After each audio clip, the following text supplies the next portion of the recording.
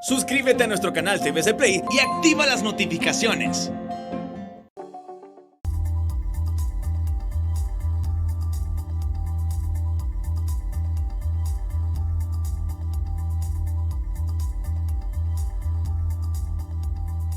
Muy buenas, bienvenidos al banquillo, gracias por estar con nosotros. Hoy revisamos la situación política del país, lo que proyectan los institutos políticos que participarán en elecciones primarias y el rol de la sociedad durante la pandemia.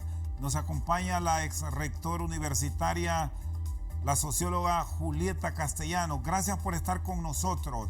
En principio, ¿cómo ha observado las últimas decisiones en el Congreso? Se esperaba que hoy discutieran artículos transitorios de la ley electoral. Al final no se produjo la discusión libre, ni siquiera se ha conectado a la reunión de hoy a través de la plataforma de Zoom y mantienen esa rebeldía. Doctora, gracias por acompañarnos. Feliz noche. Muy buenas noches, un saludo especial y gracias por la invitación. Es una buena oportunidad para poder hablar de los temas de país en su programa que es tan visto y tan comentado. Bueno, Quiero plantearle que las ejecuciones que ha hecho el Congreso Nacional, sus ejecutorias de los últimos 2 años, son coherentes con lo que estamos viendo en esta última etapa, en lo que será esta última legislatura previo a las elecciones primarias y generales. Si vemos, el Congreso Nacional ha tenido una actitud y una legislación que se orienta a consolidar sus grupos de poder, a protegerse de las investigaciones, a aprobar leyes que sean una cobertura para posibles casos que se imputen a los diputados o a los sectores que están vinculados a ellos, y también a hacer negocios y concesiones, de aprobar contratos. Y ya en este último año de gobierno creo que veremos mucho más contrataciones, mucho más empréstitos, ya, y todo ello es coherente con lo que estamos viendo ahora con la legislación electoral que supuestamente iban a aprobar.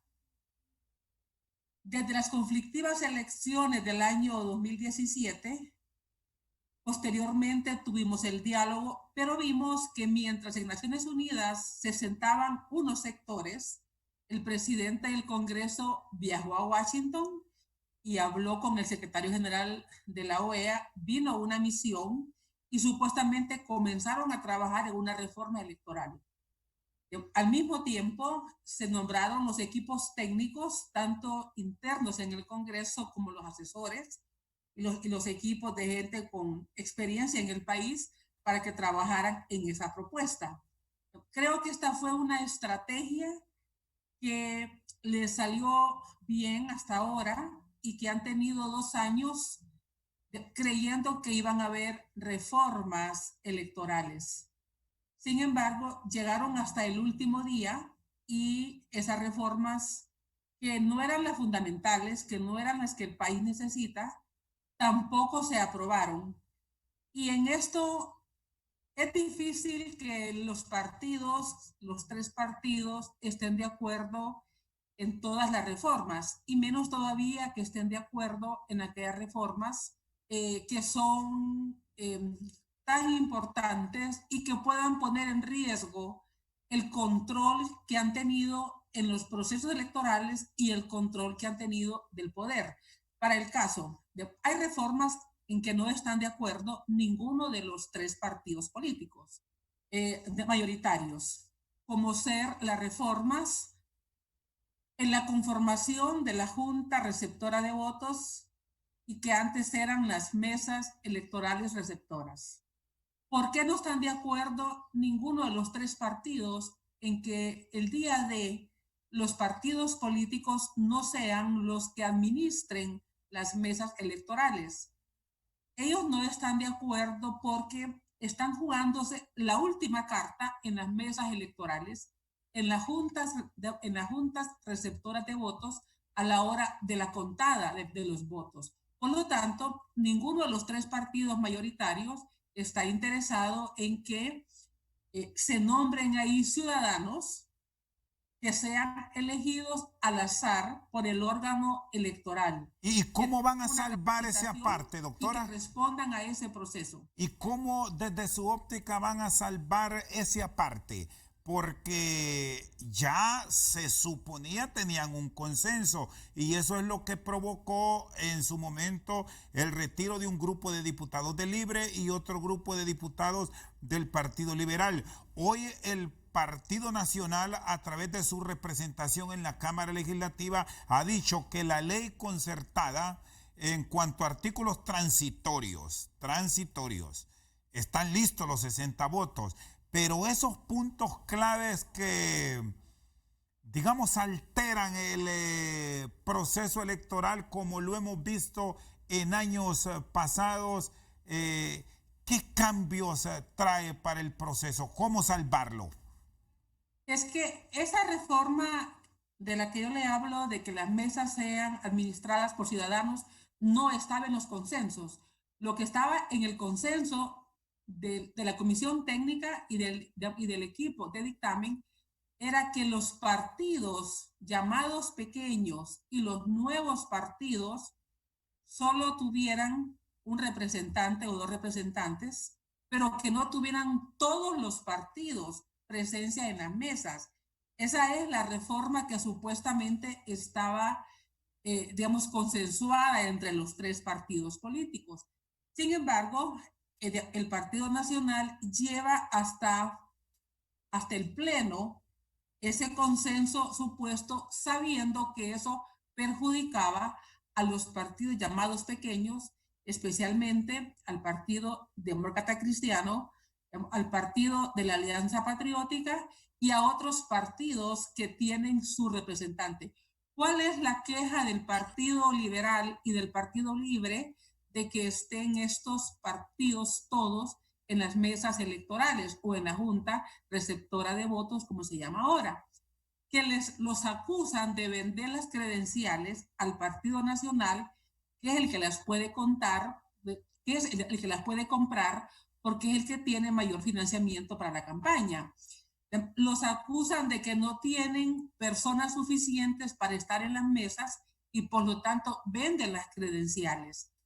Cuando llega al Pleno este dictamen, por supuesto que van a estar en contra los partidos llamados pequeños y los nuevos partidos. Y es cuando el Partido Nacional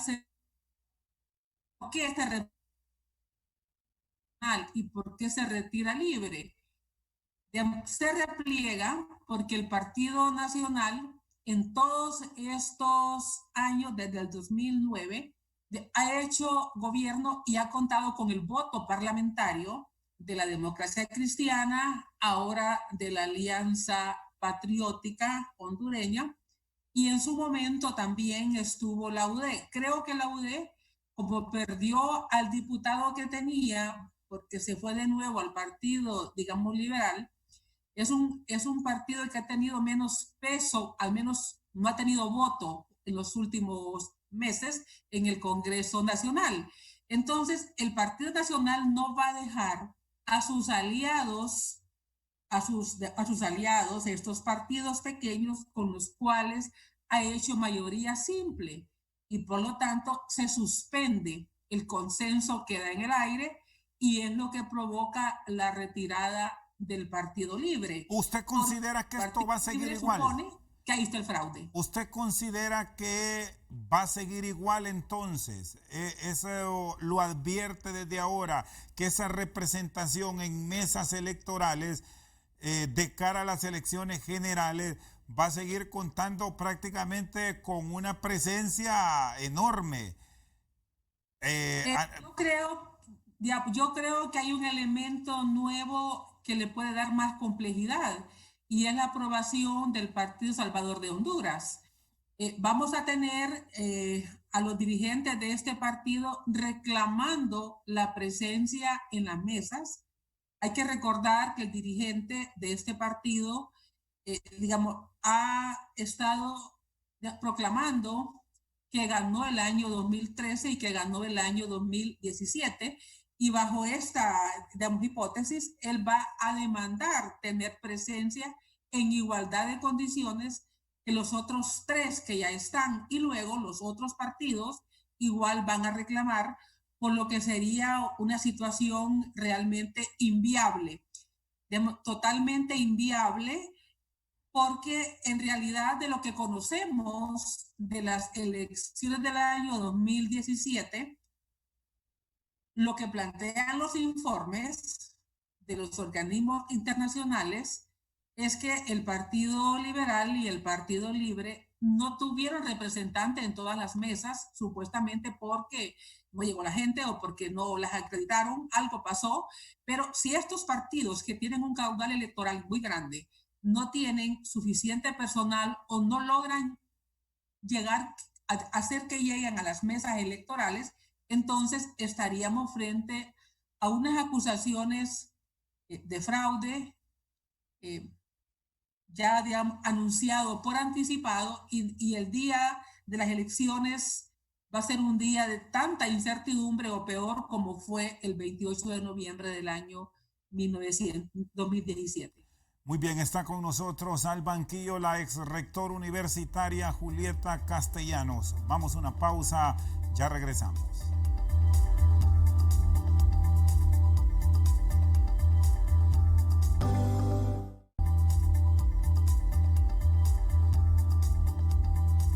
Seguimos al banquillo, está con nosotros la socióloga Julieta Castellanos. Se habla que los políticos siempre terminan poniéndose de acuerdo, y más a nivel de las grandes esferas.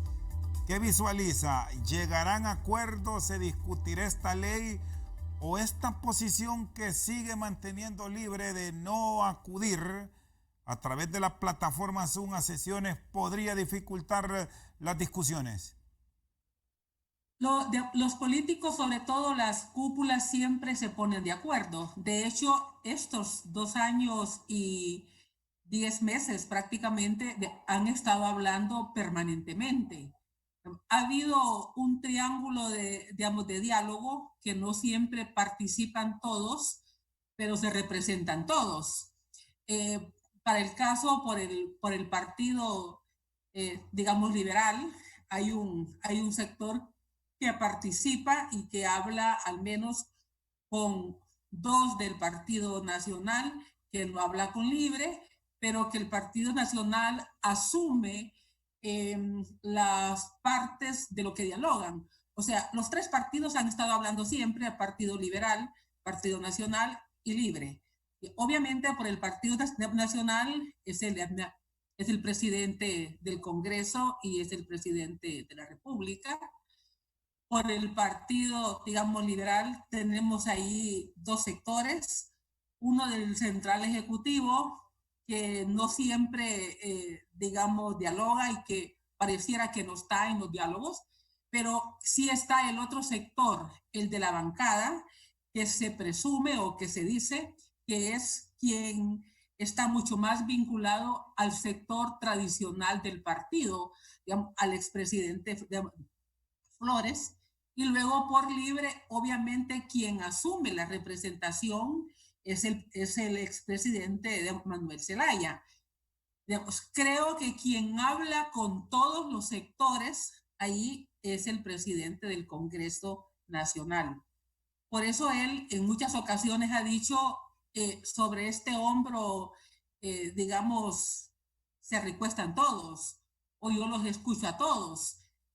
Creo que es el que habla, el que asume el papel de la intermediación con todos los sectores que están en el Congreso Nacional. Sin lugar a dudas, el presidente de la República tiene un peso grande, tiene un número grande de diputados que votan, digamos, con él, y que son los que están, digamos, siguiendo. Inclusive se ha hablado de unos 40 diputados.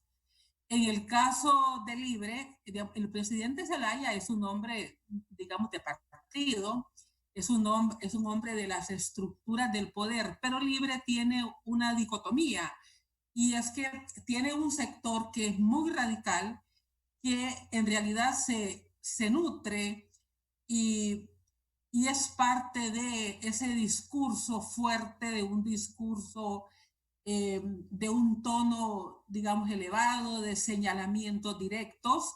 Entonces, el presidente eh, Zelaya tiene que estar en esos dos niveles, en el nivel del diálogo, que no es público, pero también está con un discurso fuerte, muy fuerte, de muchos señalamientos, que por un lado le impide o no le hace tan fácil el diálogo o no le interesa un diálogo con el presidente porque es el sujeto de sus señalamientos, pero satisface a la base más radical de Libre, ¿Cuál es el que partido está vinculado al movimiento social o al movimiento popular. ¿Cuál es el Por eso partido es más que, fracturado, doctora?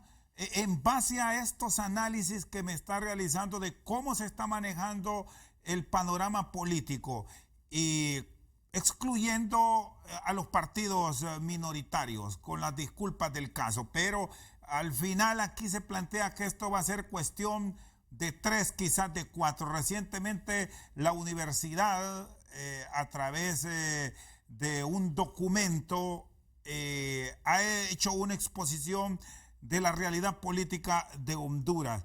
¿Cuál es el partido mejor estructurado y el que más dificultades puede enfrentar de cara a las próximas elecciones? Hablando del Partido Nacional, de Libertad y Refundación, del Partido Salvador de Honduras y del Partido Liberal.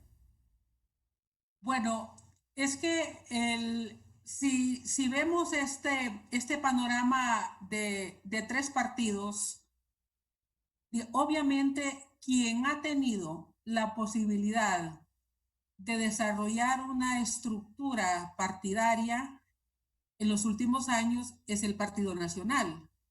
El Partido Nacional no gana elecciones porque es fuerte porque ha estado en el poder y ha ganado elecciones. O sea, es al contrario. El Partido Nacional es fuerte en estos últimos años porque está en el poder y eso le permite tener una presencia nacional a través de varias formas. Para el caso, no solamente es la deuda política que tiene el partido y que tienen todos los partidos, pero tiene un presupuesto en proyectos sociales, en todos los proyectos sociales que se desarrollan a través de la Secretaría de Desarrollo e Inclusión Social, que se desarrollan desde Casa de Gobierno, porque son proyectos adscritos a la Presidencia de la República o la Oficina de la Primera Dama. Tiene un fondo departamental desde el Congreso Nacional, donde obviamente no se distribuye de manera proporcional, sino que se distribuye en unos porcentajes donde los mayores porcentajes van para los círculos más cercanos al poder. Entonces, más tiene la cuota que pagan los empleados públicos como contribución al partido, ya sea que sea una contribución voluntaria o una, digamos, contribución bajo algún tipo de coerción. Porque probablemente alguien dice, sí, pueda que no pague, pero también corre riesgo de que no sea bien visto en el partido. Entonces, si vemos todo esto, le da al Partido Nacional unas condiciones excepcionales que no lo tiene ningún otro partido. Ningún otro partido tiene la posibilidad de tener una estructura organizativa. ¿Por qué? Porque hay un límite que no está bien, y ese límite entre el empleado de un proyecto social y el activista del partido. Cuando el Partido Nacional nos dijo en el 2017, nosotros somos los únicos que dimos la lista de las personas que van a estar en las mesas, para que les entregaran su credencial, nosotros ahora hemos podido, con las entrevistas que hemos hecho, darnos cuenta que muchas de esas personas que estuvieron en las mesas electorales son empleadas de los proyectos sociales. Pero es más, empleados de estos proyectos sociales tienen un censo de las personas que son beneficiarias de estos proyectos. Y estos empleados, entre sus funciones está garantizar que a las 11 de la mañana ya hayan votado todas las personas que él tiene en su censo o en su cuadrante. Entonces, toda esta estructura, ningún otro partido tiene posibilidad de ganarlas, perdón, de tenerlas, de sostenerlas por 4 años. Los otros partidos van a recibir una deuda política por adelantado una parte para que hagan trabajo los últimos meses previo a las elecciones. Pero el Partido Nacional ha tenido presencia los últimos 12 años. Entonces, cuando se dice el Partido Nacional es un partido bien organizado, somos el partido mejor organizado que hay en el país, en realidad es a la inversa. Es el poder lo que les ha dado esa posibilidad de estructurarse y de organizarse. Y mantener esas estructuras solo es posible porque están en el poder. Entonces, desde esa perspectiva, se va a unas elecciones con una enorme desventaja. ¿Cuál es el partido que tiene la más desventajas de los 4 que van a sacar los más altos resultados? Si incluimos al partido nuevo inscrito. El partido que tiene la desventaja más grande es el Partido Salvador de Honduras, porque no tiene estructuras, tiene seguidores y tiene muchos seguidores, probablemente muchos miles de seguidores, pero es personas que dicen, sí, me gusta el candidato, me gusta lo que dice, voy a votar, pero de ahí a tener personas que estén dispuestas a irse a una mesa electoral, a cuidar el voto de manera voluntaria, pueden haber esas personas, pero no es lo mismo si el partido tiene estructuras. Entonces, por eso es que, digamos, Libre no le costó construir sus estructuras, porque Libre le quita parte de las estructuras que tenía el Partido Liberal.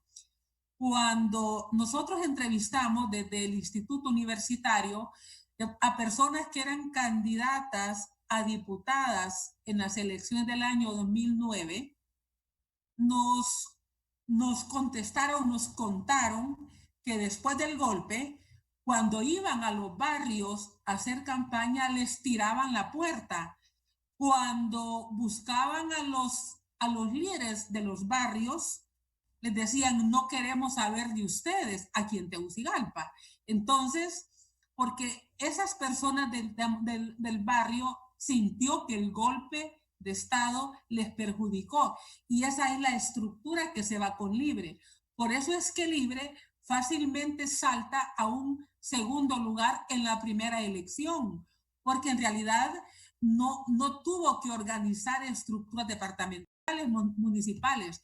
Toda la gente del Partido Liberal que estaba disgustada, que estaba con rabia por el golpe, porque no se puso de acuerdo el partido para resolver un problema, se fue con la estructura de Libre. Ese es el sector más liberal y más ortodoxo de Libre. Pero Libre tiene dos grupos. El otro grupo es todo lo que se le va de la izquierda, del bloque popular, del movimiento social, que es lo que hace que Libre esté obligado a un discurso contestatario, porque si el presidente Zelaya y algunos de sus dirigentes no tienen ese discurso confrontativo y fuerte, entonces está desencantando a su base más radical, que es la base que se le suma del movimiento popular. Es la gente que está en las calles, que está en la protesta, es la gente que nutre al Libre del movimiento social. Un partido que quedó debilitado, no tanto por la estructura, sino por la pérdida de electores, es el partido, digamos, liberal, y tendrá que hacer un enorme esfuerzo, no solo por recuperar, que no va a ser fácil, la base que perdió, sino más bien por ampliar la base que ya tenía. Porque el Partido Liberal, la única vez que sacó más de 1 millón de votos fue en la elección del ingeniero Carlos Flores. Ya con Zelaya no llegó al 1 millón de votos. Y si vemos la última elección, los resultados electorales fueron iguales a los del año 1980. Entonces, en ese sentido, el Partido Liberal, el enorme esfuerzo que tiene que hacer es ver cómo reconquista un voto liberal que se le fue, pero cómo amplía su base. Por eso es que para muchos dirigentes de Libre, que hemos entrevistado también para un libro que está por salir por el UDPAS, dicen, nuestro rival, dicen los de Libre, los de Libre de los departamentos, no es el Partido Liberal, nuestro rival es el Partido Nacional. Porque nosotros con quien nos disputamos el poder es con el Partido Nacional, no es con el Partido Liberal. Muy bien, está con nosotros al banquillo la socióloga Julieta Castellanos. Vamos a una pausa, ya regresamos.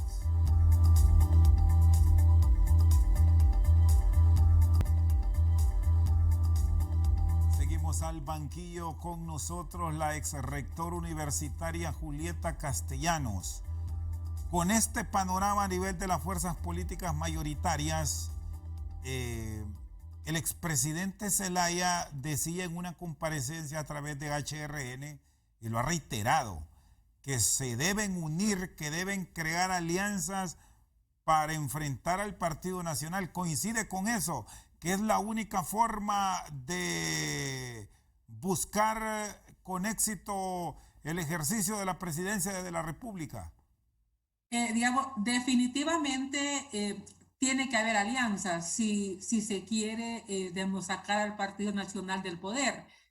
Porque como tenemos una ley electoral que da el triunfo a la mayoría simple, el que saque más votos es el que va a ganar. Y si vemos, va a haber un mayor fraccionamiento de votos, porque en la elección anterior la alianza aglutinó muchos seguidores de don Salvador Narrala y el Partido Libre. Y probablemente también votaron liberales que estaban en contra de la reelección y que también miraban que había que votar para sacar al presidente.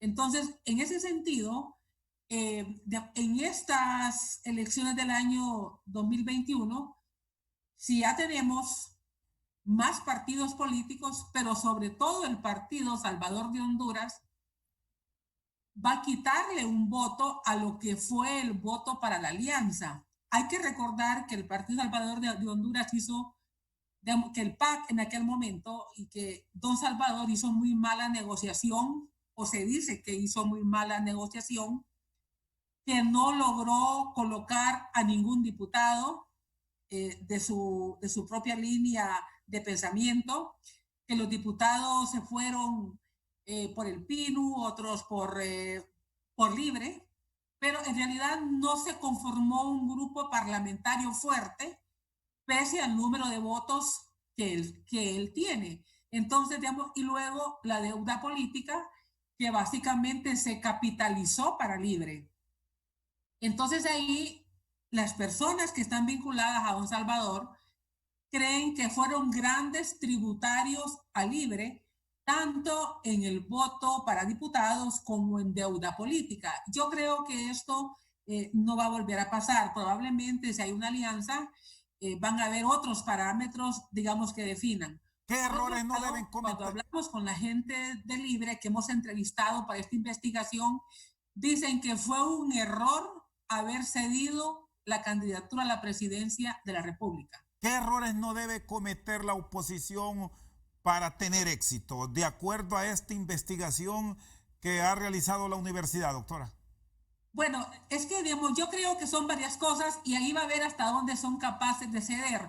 Para el caso, el Partido Libre dice que fue un error haber cedido la candidatura y que ese error no lo vuelven a cometer, que lo aceptaron por disciplina de partido, pero que no lo vuelven a cometer. Entonces, por otro lado, hay sectores que están planteando y que lo han dicho, que mientras Libre tenga candidatos de su núcleo duro, muy difícil, digamos, gana elecciones porque eso le polariza, digamos, al votante hondureño. Y el votante nuestro es un votante más de centro. Si vemos en nuestras encuestas digamos, que hemos hecho, digamos, el sector que se vincula o que se identifica con un sector de izquierda y el sector que se identifica con un sector de derecha son porcentajes menores en los extremos. La mayor parte está entre los porcentajes de centro, de centro, o sea, que tire para la izquierda o centro, que tire para la derecha, pero es donde se puede conjuntar. Yo creo que un candidato de extremos le polariza el voto, se lo ahuyenta, digamos, y quienes hagan una alianza van a tener que estudiar mucho toda esa idiosincrasia para ver cómo capturar realmente un voto que lo lleve al triunfo. Por otro Ahora, lado, sería una negociación donde todos los partidos sientan que están recibiendo de manera proporcional a lo que están aportando a la alianza. Por eso es probable que haya una alianza después de las internas y que en las internas, dependiendo del porcentaje de votos que saquen los partidos y los candidatos, sea más posible una reunión ya en un segundo nivel donde se diga, bueno, pero esto aporta el Partido Liberal o qué facción del Partido Liberal. Hay que recordar que ahí tenemos dos grupos. Pero mientras todo esto está tan disperso, tan confuso y poco claro dentro de la oposición, tiene menos problemas el Partido Nacional para unirse, tiene dos candidatos, un partido disciplinado, un partido que sigue línea, con un electorado que igual tiene un voto duro, pero en este caso los tres partidos políticos mayoritarios tienen un porcentaje de voto duro que cada vez es menor. O sea, ahora, cada vez los partidos tienen un voto menos leal, tienen sí, un voto más que se les mueve, y eso están conscientes los partidos políticos mayoritarios. ahora, doctora Castellanos, y ese peso que trae la continuidad en el poder, en el partido, en este caso nacional, ¿qué papel puede jugar? Sumado a ello, bueno, ya expusimos lo del desgaste, los señalamientos de corrupción. En este caso, ¿qué papel puede jugar estos dos hechos en el proceso electoral frente a un partido que usted me dice está consolidado, pero que tendrá que enfrentar a una oposición que seguramente tendrá esos señalamientos y frecuentes? Eh, digamos que el Partido Nacional tiene todas las condiciones para perder porque ya son 12 años donde ha habido problemas de acusaciones, no solamente señalamientos, sino de acusaciones de políticos del partido con el narcotráfico. Hay que ver que hay diputados, exdiputados, alcaldes, exalcaldes que están en Nueva York, que han financiado supuestamente las campañas. Eso es lo que, de eso es, digamos, la acusación de ese tamaño es la acusación de la que se trata. Luego los casos de corrupción que vienen no desde esta última elección, desde el Seguro Social, fue muy claro.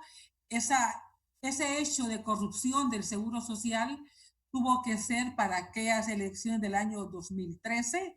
Eh, los dos que se mencionan como candidatos tienen cosas que explicar. Digamos, el alcalde de Tegucigalpa, está el problema del trans 450, no puede estar hablando de un tranvía, no puede estar hablando de un ferry, no puede estar hablando de un teleférico, no puede hablar de otra forma de comunicación en la ciudad, de transporte de la ciudad, si no se aclara el Trans 450. Ese es un tema importante. Digamos, el presidente del Congreso igual, hay que recordar que hizo una acción para no ser investigado.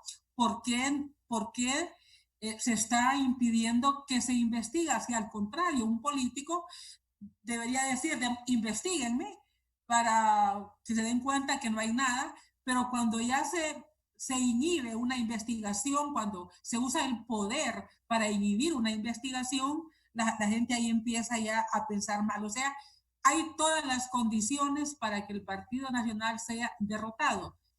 ¿Qué es lo que puede impedir? Esa ley electoral que dice que con minoría, si esa minoría se convierte en el más votado, con eso gana las elecciones. Si tenemos 14 partidos y un partido saca 25, el otro saca 24, otro saca 20, el que saque 26, ese gana. ¿Por qué? Y por eso no quieren la segunda vuelta, que es otro de los temas donde no están de acuerdo, obviamente, pero el que no está de acuerdo es el Partido Nacional, porque sabe que una segunda vuelta, que el balotaje, lo puede colocar a un pie de sacarlo del poder. Entonces, ellos se van a aferrar, y mientras tenga 61 votos en el Congreso Nacional y mientras tenga otros partidos que le apoyen, partidos minoritarios o Partido Liberal, que una parte vota con ellos, entonces mientras tenga eso, realmente no va a pasar una reforma para una segunda vuelta.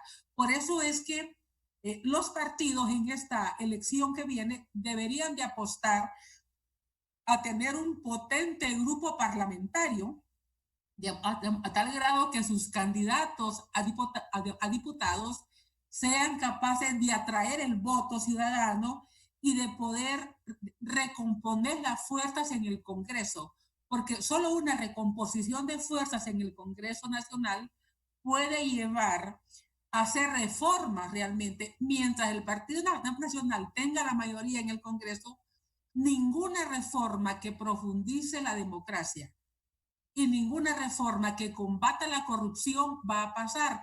¿Por qué? Porque es un partido que lleva 12 años en el poder, que está acusado de corrupción y por lo tanto le tiene miedo a las investigaciones, porque sabe que todos estos 12 años deberán o deben haber muchas personas señaladas y que en realidad estén comprometidas con hechos de corrupción. Y yo creo que aquí, digamos que la pandemia tiene otro riesgo para la campaña, y es el riesgo de los fondos que aportan los empresarios a la campaña. Todos sabemos que hay muchos empresarios, muchos que aportan a los dos partidos, o que aportaban a los dos partidos antes, pero que aportaban más al partido que tenía mayor posibilidad de ganar. Con esta crisis económica, los empresarios no estarán en las condiciones que estaban años anteriores para poder aportar. Y es realmente donde esta necesidad de dinero para cooptar, para llegar a los más pobres, porque los partidos también juegan con la pobreza de la gente, con las necesidades de la gente. Entonces, y llegan el último mes antes de las elecciones a las zonas rurales, y van no solamente con las promesas, van con bolsas de alimentos, van con médicos, van con brigadas médicas, con medicinas. Y en los pueblos también dicen, hay que sacarles ahora que no han ganado, porque cuando ganan no los volvemos a ver. Entonces es un juego donde la gente sabe que los políticos los aprovechan y se aprovechan de ellos, les piden el voto y dicen, bueno, saquémosle algo a cambio. Entonces, es probable que este vacío de recursos, con una pandemia donde el país está quedando mucho más endeudado, con proyectos que probablemente van a ser menos recursos que el próximo año, comparado con elecciones anteriores, y donde el sector empresarial está bastante golpeado económicamente por la pandemia, hayan menos fondos privados para la campaña. Y aquí es probable que el crimen organizado también entonces sea una fuente de financiamiento. Por eso hay que fortalecer la unidad de política limpia, que creo yo no tiene la estructura para dar seguimiento al gasto en campaña. Con No tiene nosotros, esa estructura.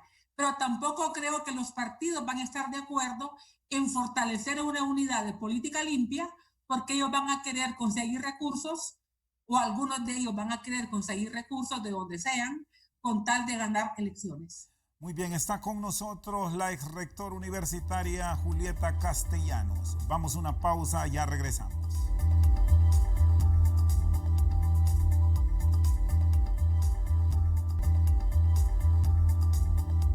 Seguimos al banquillo con la ex rectora universitaria Julieta Castellanos. En estas consultas que ha hecho este grupo de académicos de la máxima casa de estudios, que han encontrado sobre el nivel de abstencionismo, es prácticamente este grupo el que ha ganado las elecciones de los últimos años, doctora, frente a una modalidad nueva que enfrentarán los políticos, porque en plena pandemia no todo el mundo tiene acceso a redes sociales, tendrán que ir cara a cara. Y el temor del contagio en muchos políticos aún está, si no han salido. Están, dijo el alcalde de Choluteca, encerrados, con temor al contagio, pero ahora tendrán que ir a la batalla. Sí, digamos, la pandemia es una situación particular, pero también para políticos que se aprovechan de la pobreza, de la miseria, es una oportunidad. Sobre todo para los políticos que tienen recursos, para los que disponen de presupuesto gubernamental y que pueden llegar hasta estos, digamos, sectores. Por lo general, los políticos mantienen, el partido de gobierno mantiene presencia a los 4 años, pero esa presencia la hace mucho más fuerte el último año y los últimos 6 meses, que es cuando están en el campo, cuando se van, digamos, casa por casa, y sí lo hacen fundamentalmente, sobre todo ellos dicen, el voto de Tegucigalpa, de San Pedro Sula, es un voto más difícil. Más difícil el voto de la costa norte de Honduras, porque es un elector que no ha dependido del empleo público.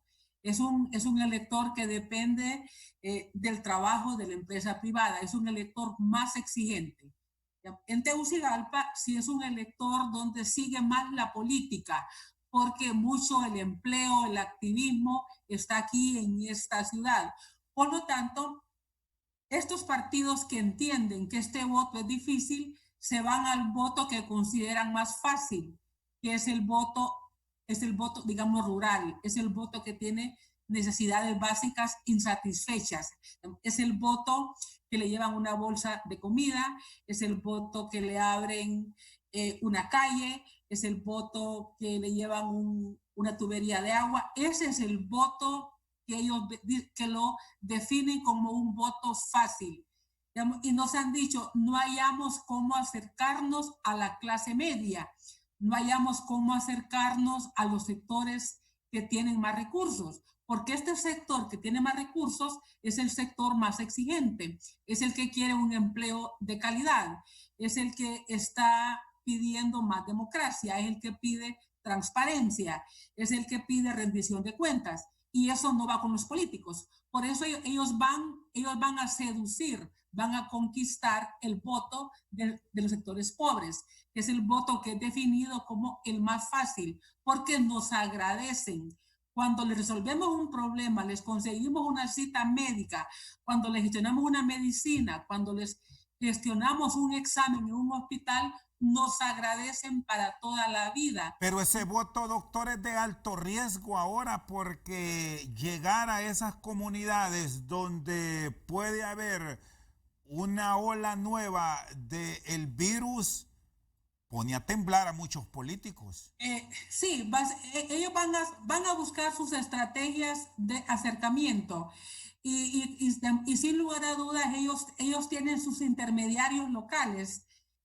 Para el caso, hay diputados que tienen una estructura de 40 activistas, de 80 o demás, que no es que les pagan un sueldo, pero sí tienen un tipo de vínculos, de relaciones clientelares, de resolverles problemas de diferentes niveles, y eso hace que estos diputados, aunque no vayan a la región, tienen presencia a través de los activistas. Y en cuanto al abstencionismo, es bastante alto, pero sobre todo el voto antisistema. Y este es un voto que los políticos deben ponerle cuidado, porque este es el voto antisistema, lo hemos definido como el voto, como la persona que no votaría por ningún partido, ni por el liberal, ni por el nacional, ni por libre, en ninguna papeleta, ni en la municipal, ni en la de diputados, y menos para presidente. Y este es el voto que puede alimentar un partido antisistema. Estos electores son los que pueden nutrir e inclusive que se lleguen a ganar personas que son antisistema. Y ese segmento está fuerte, doctora. Y el voto antisistema, el voto que está en contra de los políticos. Y ese segmento sigue siendo alto. ¿Qué han encontrado ustedes en estos sondeos a nivel de todo el país? Entiendo que solo se excluyó Islas de la Bahía y gracias a Dios, de ahí todo el país. No, se hizo nacional. Todo Honduras. No, esta encuesta fue nacional, fue una muestra de 3,000 encuestados. Es una encuesta que se hizo con el Instituto Nacional Demócrata, pero además que participan los centros regionales de la universidad, que participan estudiantes universitarios. Por eso es posible desde la universidad hacer una encuesta nacional y una encuesta cara a cara, no una encuesta por teléfono, porque tenemos estudiantes en todo el país. Y desde luego para un estudiante es una gran oportunidad participar en una investigación de este tipo. Con solo que miren su nombre en un libro, para ellos es un gran estímulo. Entonces, en ese sentido, sí tuvimos una encuesta en todos los departamentos del país. Podemos decir que muy representativa, con un margen de error muy bajo, y por lo tanto yo creo que va a ser una buena fuente de información para todos los partidos políticos, porque en realidad quisimos identificar cuál es la cantera de los partidos políticos, de dónde se están nutriendo los partidos, a qué márgenes de edad están llegando los partidos, mediante qué procedimientos se están formando las nuevas generaciones. Entonces, todo esto va a contribuir mucho para conocer más desde la perspectiva política a los hondureños. Doctora, le agradezco su tiempo, y como estamos en plena pandemia y actividad política, la han buscado, ha tenido la oportunidad de recibir políticos, va a aspirar a algún cargo.